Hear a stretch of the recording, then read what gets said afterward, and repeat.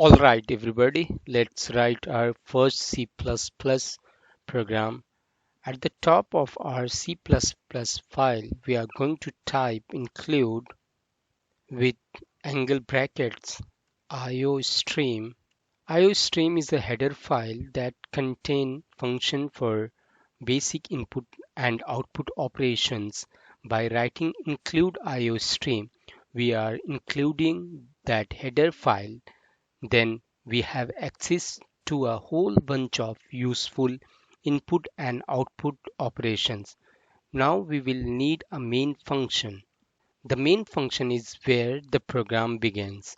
We will type int main parenthesis then curly bracket. We begin the program by invoking the main function and read any code within the main function, starting at the top and working our way down. At the end of our main function, we want return 0.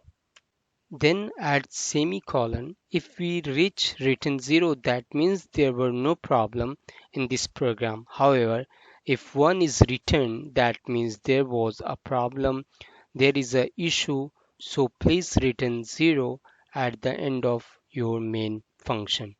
What we'll do in this lesson? In this lesson is write some basic output. To write some output, you will type std. It means standard. Follow std with two colons. Type cout. C means character out and all together this means standard character output. We are going to display some characters as output, then follow cout with our two left angle brackets.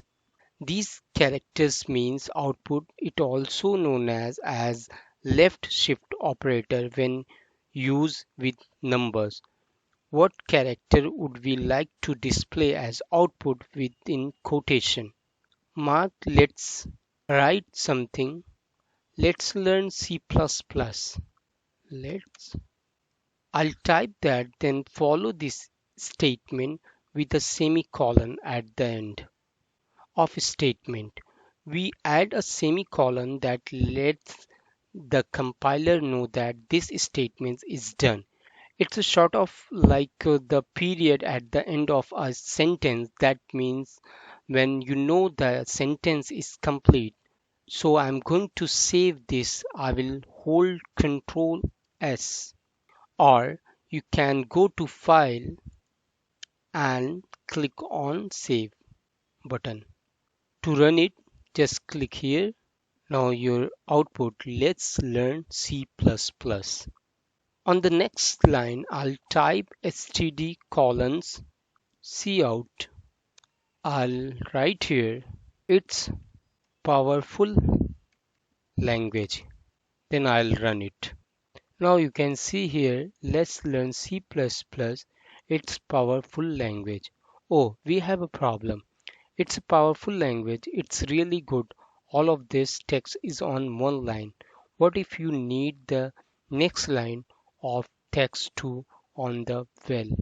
The next line, when you need to move your cursor down to the next line, you can follow some string of text with double left angle bracket for output std semicolons and that means end line, and I will do the same for the second line. I'm going to save and clear my output, clear output from here, Control S, save, then run. Now as you can see here, let's learn C++.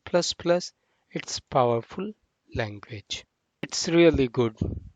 Each line of text is on a different line. Another option for new line that for better performance wise is to add new line character within single quote.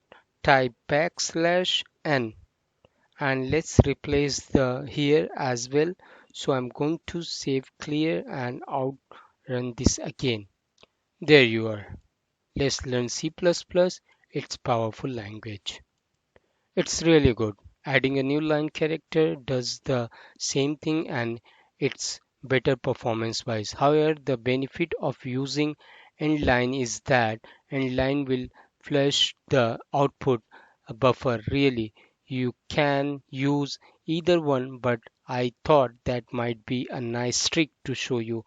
Now you can write a comment. Comment is ignored by the compiler. To write a comment, you use two forward slash. This is comment. You can compile this. There would be no effect on the program. Comments are used for yourself, for notes, or for note for another developer. So I were to run this again, this comment is going to ignore.